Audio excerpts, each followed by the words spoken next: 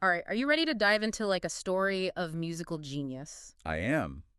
but also some pretty shocking allegations? Ooh. So we're doing a deep dive today into the relationship between Quincy Jones and Michael Jackson based on a YouTube video essay Nope. that someone sent us.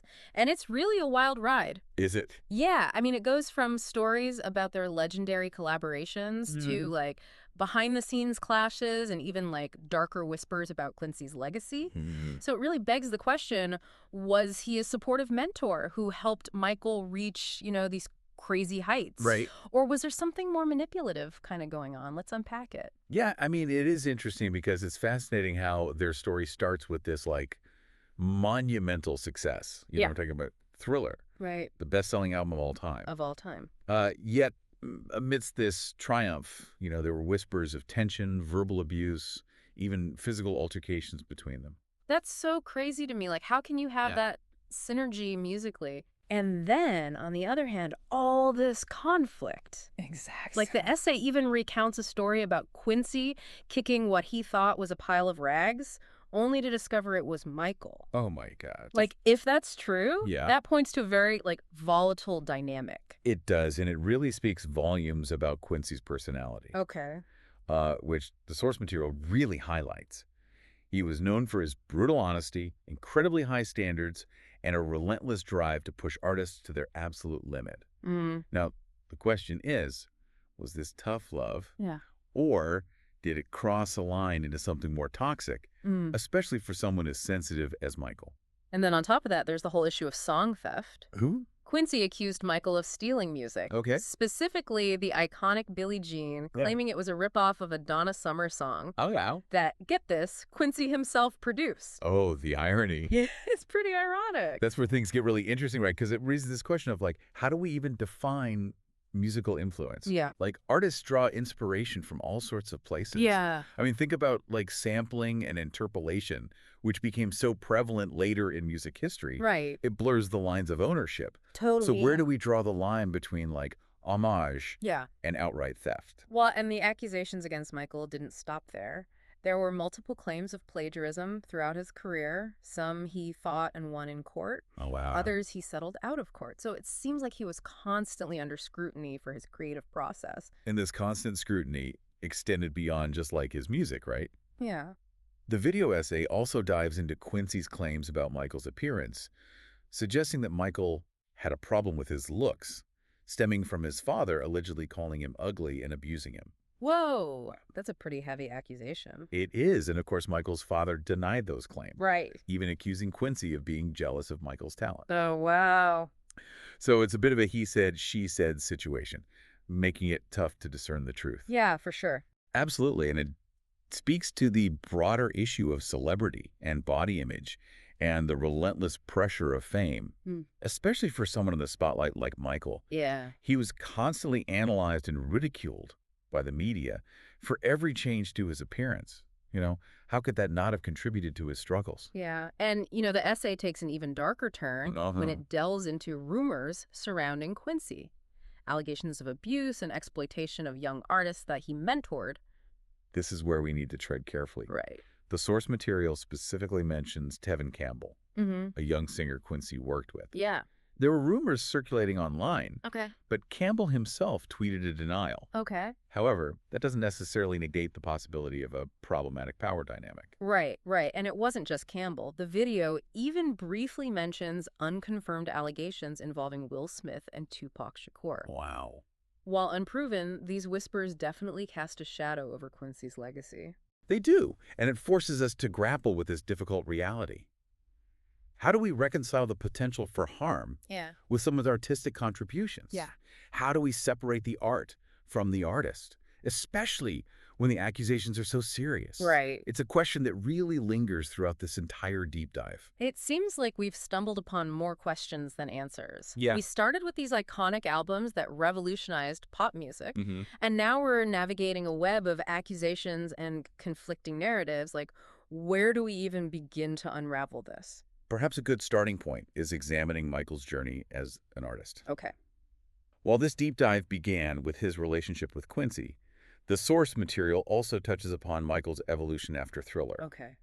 Specifically, it dives into some of the lesser-known tracks from the Bad album sessions. Oh, this is where it gets really interesting for music fans like me. Right. The video mentions songs like Don't Be Messing Around, I'm So Blue, Free, The Price of Fame, even one called Abortion Papers, which is a pretty intense title. What do we know about these unreleased tracks? Well, a few, like Streetwalker and Flyaway, were eventually released years later as part of a special edition of Bad. Okay. But many remain unheard by the public. Wow. It's like a hidden vault of Michael's creative output from that era. That's amazing. Yeah. And what's so fascinating is that these unreleased tracks, they almost offer us a glimpse into Michael's inner world Okay. during that time, right? Yeah. It gives us more context to his artistic evolution after, the phenomenon that was Thriller. Okay, so, like, give me an example. What are some of the themes that emerge from these, like, lost tracks? Well, take the song Price of Fame. Mm-hmm. It has a lyric that goes, "My joy has turned to pain. I feel the pressure setting in. I'm living just to win." Wow. Right. So it's a very raw expression of the toll that fame took on him. So even though Bad was like a massive commercial hit, Yeah. these hidden tracks kind of suggest that he was already like wrestling with the dark side of success. Exactly. These songs reveal a certain vulnerability, Yeah. almost a longing for a simpler life that really contrasts with, the polished image that he presented to the world. Yeah. It's almost as if these unreleased tracks are even more revealing Interesting. than the ones that made it onto Bad. Okay, that makes me think about Quincy's role in all this. Right. Did he recognize this vulnerability in Michael? Yeah. Did he try to nurture it, or did he just like push Michael even harder Mhm. to maintain that superstar persona? It's a great question, and honestly, it's really hard to say for sure based on the source material. Yeah.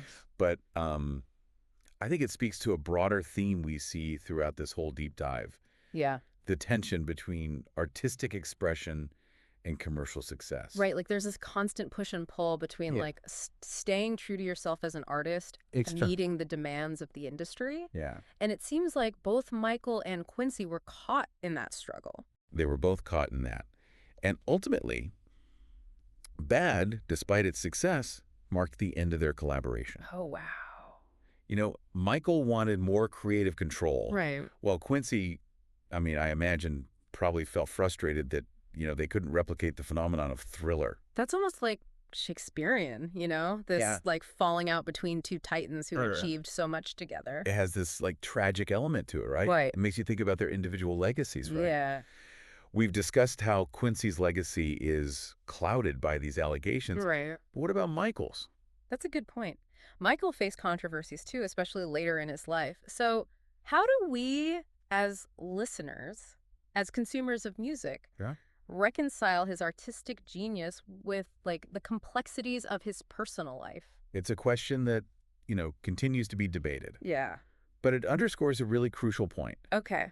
This deep dive isn't just about, dissecting this complicated partnership. It's also about grappling with the legacies of these two influential figures.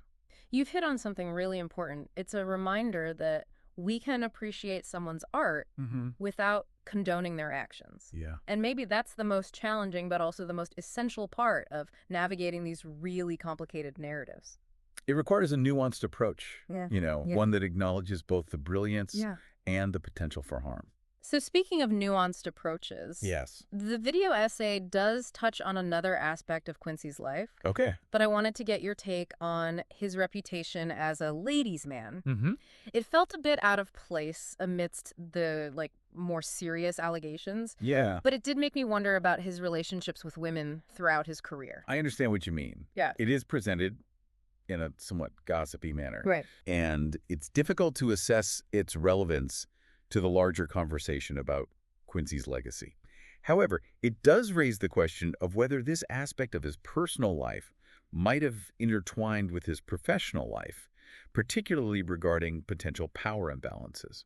That's an interesting way to frame it. So instead of focusing on the salacious details, maybe we should consider if there are any connections between this aspect of his life and his professional relationships. Yeah. Especially within the context of the power dynamic that we've been talking about. Exactly. It leads us right back to the core of this deep dive, right? Yeah. Analyzing the complexities of Quincy's character and how they impacted his interactions with other artists. Okay, so let's shift gears and go back to that focus. The source material mentions a rather bold claim by Quincy. Uh, He called Paul McCartney the worst bass player he'd ever heard oh. and said Ringo Starr wasn't much better. Oh, my goodness. That's like a pretty harsh statement, Yeah. especially coming from someone who's worked with musical legends. It is certainly eyebrow-raising. Now, it's possible he was simply expressing an opinion, perhaps intending to be provocative or humorous even. Right. But it could also be interpreted as a way of asserting his dominance, Yeah. right? Putting down other musicians to kind of elevate his own status. It's like he constantly needed to reinforce his position as Yeah. like the ultimate musical authority. Right. Could that need for validation have played a role in his relationships with artists, including Michael? It's a fascinating connection. Certainly something to ponder. This need for control and recognition could very well have influenced his dynamics with those around him. Okay, listeners, we're going to take a quick pause here, but we'll be back shortly for the final part of our deep dive into the world of Quincy Jones and Michael Jackson. Stay tuned. Okay, so we're back and ready to wrap up our deep dive into the complex world of Quincy Jones and Michael Jackson. And I think we need to address, the big question hanging over everything, Quincy's legacy. Yeah, that's where things get really, really complicated. I mean, on the one hand, there's no denying his impact on music. Right. The man is a legend, right? Mm. He shaped the sound of generations, Mm-hmm. collaborated with, the most iconic artists. Yeah. And he's amassed just this mountain of awards. Yeah. And yet, on the other hand, Yeah. we have these very serious and disturbing allegations against him. It's a tough reality to face, right? Like, how do we reconcile those two sides of Quincy Jones? The brilliant innovator and the man accused of such harmful actions. It forces us to grapple with this very uncomfortable truth. Sometimes, people who create beautiful things are capable of darkness too. Yeah. And that separating the art from the artist becomes deeply personal and Yeah. often incredibly challenging. Especially when, as we've seen, those two things can be intertwined, right? Like Yeah. Quincy's demanding personality, his relentless pursuit of perfection, that might have fueled his success as a producer. Right. But could those same qualities have contributed to, like, his alleged abusive behaviors? It's the classic double-edged sword, right? Yeah. The same traits that can drive you to greatness can also lead you down a destructive path. Right. And it begs the question, Yeah. at what cost did that success come? Not just for Quincy himself, Right. but for the artists that he worked with. It feels almost impossible to, like, truly untangle it all. Yeah. But one thing that really struck me throughout this whole deep dive is the power that Quincy wielded in the music industry. Oh, absolutely. It's not like he was just a producer. Right. He was a kingmaker.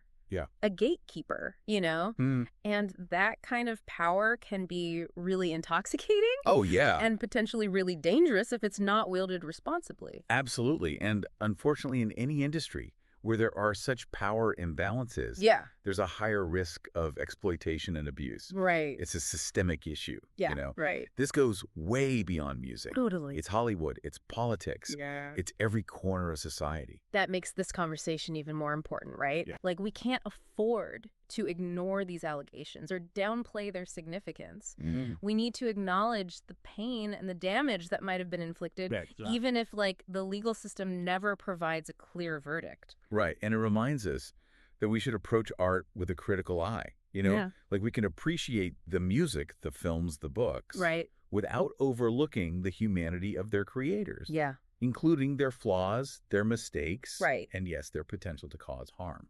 So where does all of this leave us with Quincy Jones? Right. Do we erase him from history? Yeah. Do we pretend the allegations don't exist? Mm. Or is there, like, a third way to acknowledge both sides of his story? The genius and the accusation. I mean, that's the million-dollar question, right? And there's no single right answer. Yeah. It's something that we all have to grapple with individually. Yeah. But the first step is recognizing the complexity, Yeah. the messiness, Mhm. the discomfort that comes with these situations. Right.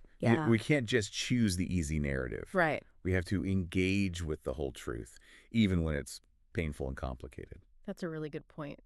Well, I think that's a good place to wrap up our deep dive today. Okay. This journey, it hasn't given us easy answers, No, but it's definitely given us a lot to think about. it has. It's reminded us that even our idols are human, They are. capable of both great things and terrible things. Indeed. And ultimately, it's up to each of us to decide how we want to engage with their art and their legacy, Yeah, knowing what we know now. exactly. And maybe that's the most important takeaway, right? Mm-hmm. We don't need all the answers, No. but we do need to keep asking the questions, Yeah. keep the conversation going, Absolutely. and continue to learn and evolve in how we understand these issues. Couldn't have said it better myself. Well, with that, we'll wrap up this deep dive. Yeah. We hope this has been thought-provoking for you, as it has been for us. It has. If you want to explore this topic further, we encourage you to seek out more information, different perspectives, Yeah, diverse voices on this, complex and crucial subject. definitely. Until next time,